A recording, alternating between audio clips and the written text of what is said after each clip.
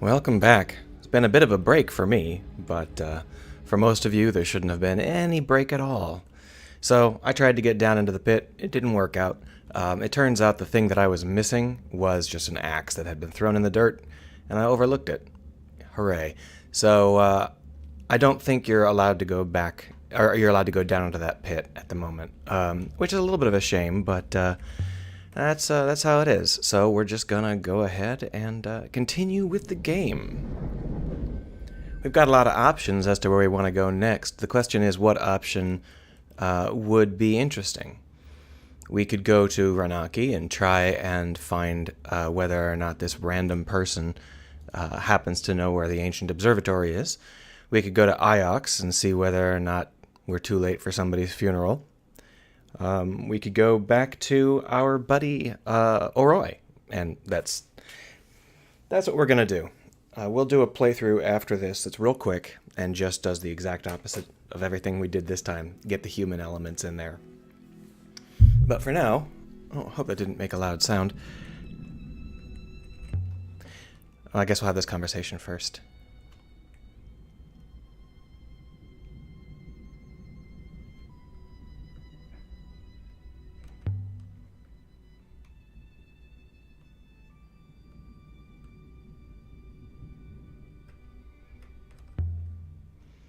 We missed the party. Oh well. It's bad for our soul to miss it, I guess. We'll find out.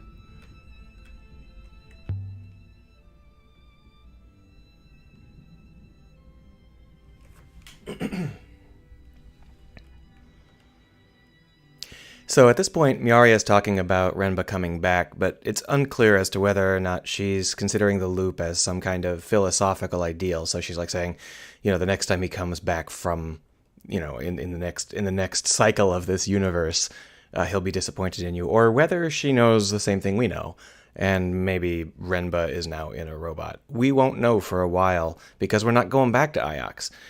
We could go to this pre-Empire site. And we could go to this pre-Empire site. And we could go to Elboreth, which would be fun because there's a crown there. And there is also a worker we can hire to show us where we're trying to go. We could go back to Iox, but now there's no reason.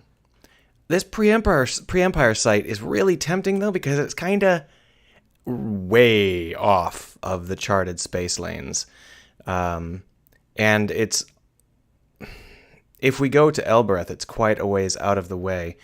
Do we want the crown first, or do we want the pre-Empire site? And you know what? I am super curious to see what happens when we go this far off the space lane. So that's what we're going to do. The other option is this pre-Empire site, which was where the things were sculpted. We could learn a lot at any of these. The game can unfold in any way we please. I think we're going to go to this one just because I don't remember going to it last time. I must have. I just don't remember it. I'll probably remember it when we get there.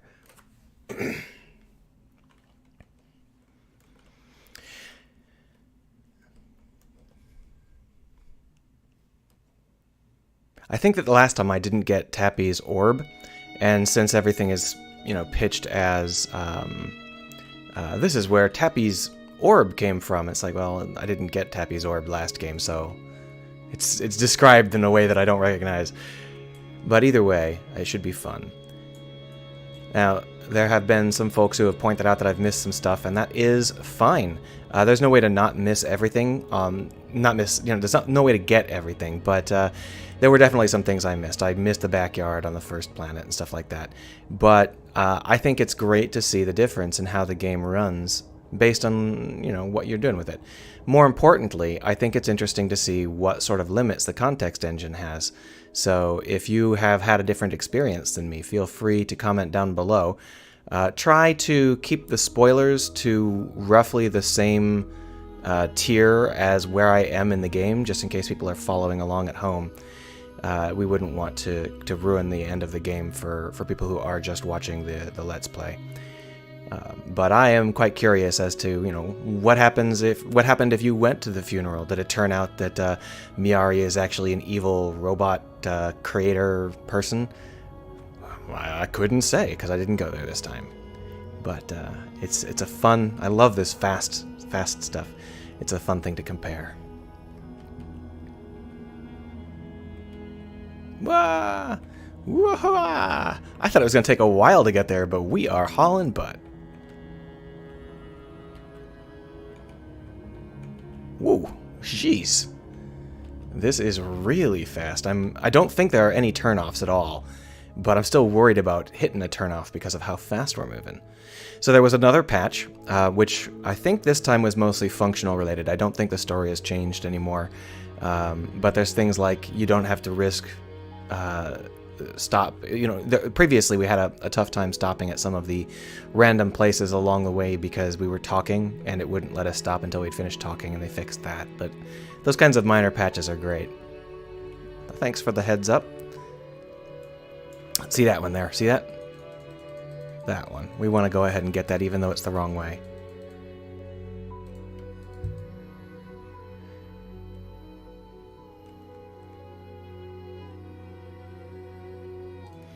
What can you get us here? We've already got all of the ruins that we've discovered locked down. So the question is, are we going to get more ruins? A new fuzzy blob for a location? Or is it just going to be scripture practice? Oh, it's been a while since I've done this. Let's go ahead and put in a your. And let's go ahead and put in a home. And let's go ahead and put in a 4.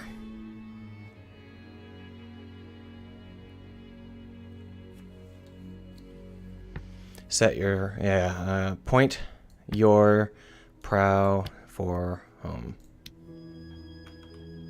No, I guess not. Okay, I thought that was it.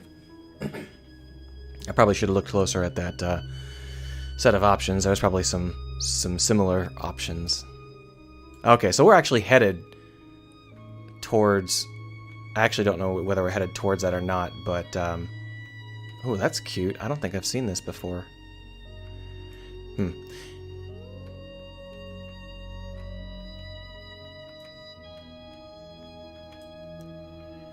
So there are a lot of things that Tappy could do for us right now, but we are going to be sailing off into the middle of nowhere instead.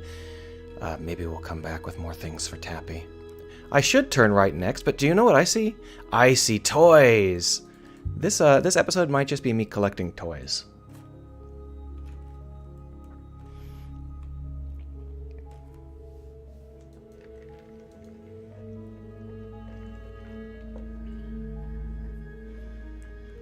Any words on it?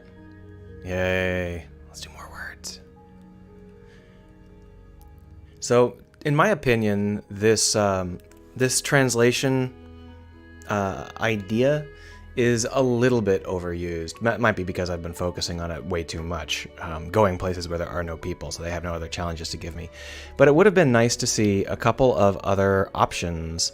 That can't be right. It would have been nice to see a couple of other options in the setup. Another game. Yeah, another game similar to this that we could do something else. Just a different play. Really? That can't be it. It's this.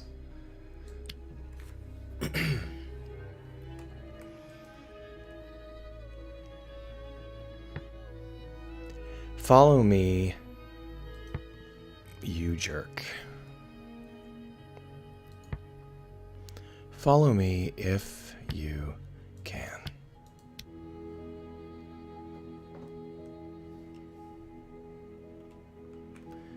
Once again, we are way off course, but that's okay. In fact, they updated 6's auto-sailing so that 6 can now get us to places really fast and easy, apparently. But you know what? I like this relaxing trip. I'm not sure it makes for the best Let's Play content, but it's certainly a big part of the game. I think I'll take this opportunity to talk more about setting design. In a lot of these games, you get the typical settings where it's it's like a Mass Effect is a very typical sci-fi setting. People still think it's fairly unique and interesting, but it's only unique and interesting within the realm of very, very dull sci-fi universes. The interesting parts are just a little covering on top. It's very rare that you find a setting like this one, which is unseen since, old 60s and 70s French sci-fi cartoons. I really think we need to start understanding that the setting is part of the story. There are way too many games where the setting is simply a backdrop for the story. But the way that this works is that the world speaks. You're in it. So it would be nice if you would take care to create a world that reinforces your story instead of just happening to be around your story. That sort of thing, Mass Effect did it a little bit, because what they did is the method of warp travel was the story, was reinforcing the story, but it could have been substantially more detailed. It really depends on, you'd have to change the exact nature of the Reapers if you wanted to change the nature of the universe. But you could have it built far more aggressively on things like the fact that it's a cycle going back and forth, and be very similar to this kind of game where it's focused on this loop idea. But if you get the idea that these Reapers keep coming back to the galaxy, you can reshape the galaxy so the Reapers have been literally farming the galaxy. And it would be a really interesting... I think I'm just picking up toys that don't matter at this point. But it would be a really interesting sort of set of ideas for how you could make the world interesting. Like, this sun has been modified to last an extra 2 billion years, and that's why we are actually living inside of the corona of the sun, and stuff like that. You could have a lot of really interesting things going on in your sci-fi universe. You don't have to make it just the standard sci-fi with a custom FTL method.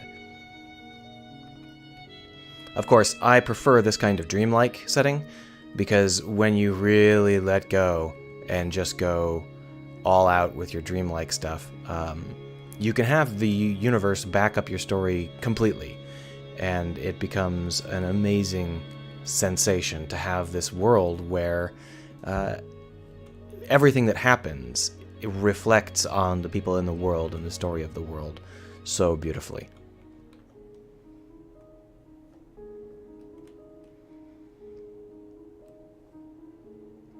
Since the early Empire era, I bet.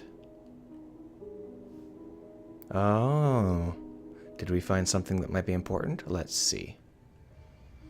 There's some time. Hear that whisper in the background? Maybe this is a little bit more important than usual. Yep, move. This doesn't... There it is. That doesn't seem right either, does it? Well, let's see. Yeah.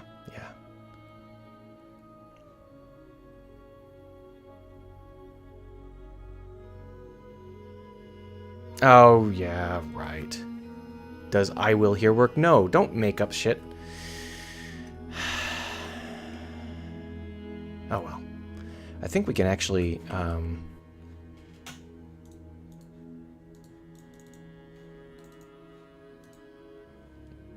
I think that we're allowed to try again. I didn't realize I could do this, but let's go ahead and just try it out and see whether or not I can just push it. Okay, so when they say that we don't stand a chance of working it out, they literally mean that we don't have the words we need. They let us try, even though we didn't have the words we needed, but that's okay.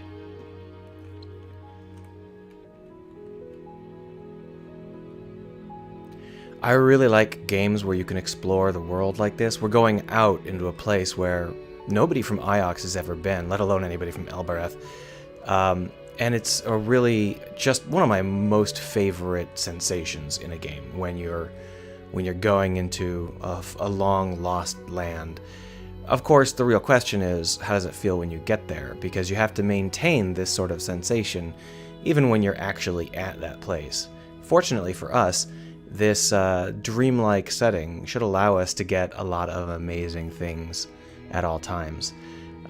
So we shouldn't have any problem continuing to have this sort of dreamlike exploration, even when we arrive at a place with people or artifacts or whatever. It's not like in a sci-fi game where you go to some place new and it's the exact same as all the other places you've been, except the sky is a different color. It's like, come on, use your imagination, guys. Give me something. Make this place actually matter. Make this place say something about the universe or the nature of people. Have this have an interesting history at the very least.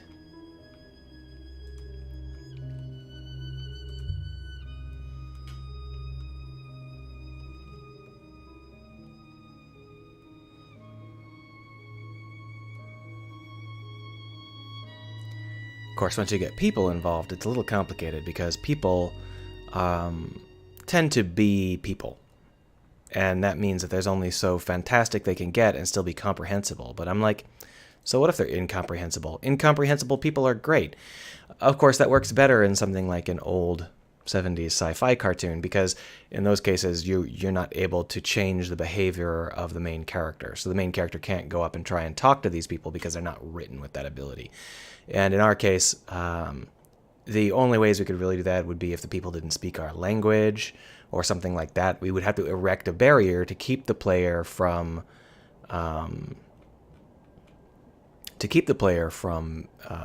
really engaging with these people as ordinary folks. Because if they're ordinary folks, then, well, there's ways to make that interesting too. You make the setting something strange, but the folks are ordinary. This is the sort of thinking I do when I'm trying to design locations and settings. What? I didn't even see something. Well, that's good enough. Ooh, a river chart. Well, if it's just yellowing, it hasn't been out here for more than 10 years.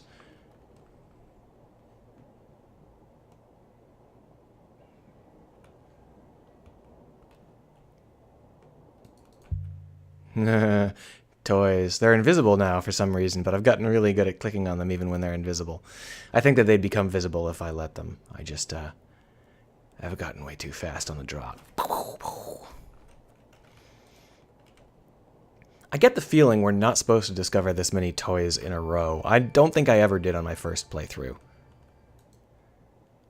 Alright, so we've got some Ias, and we got some save? Yeah. And we got some Ian. No? Okay, that's fine. Because it's got an X, it's probably kill. So instead of save, it's drown. Drown in...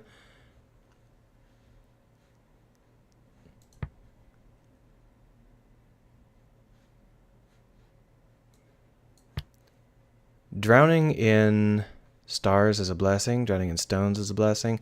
It's definitely not stones. It's stars of some kind. So maybe drown isn't right. No in stars. Drown in stars is reached. I mean, that's pretty close to bless. This is nonsense. I've screwed it up. Oh well.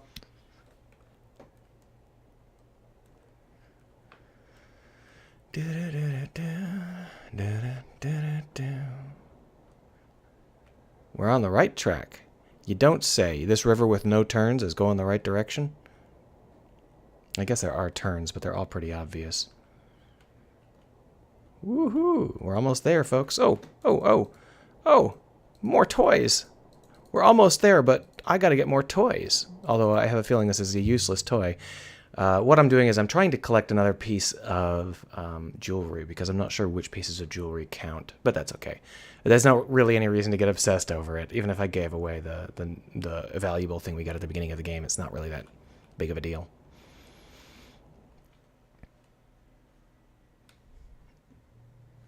It must be close by. Does that mean we could have gone either direction and it would have worked? All right. This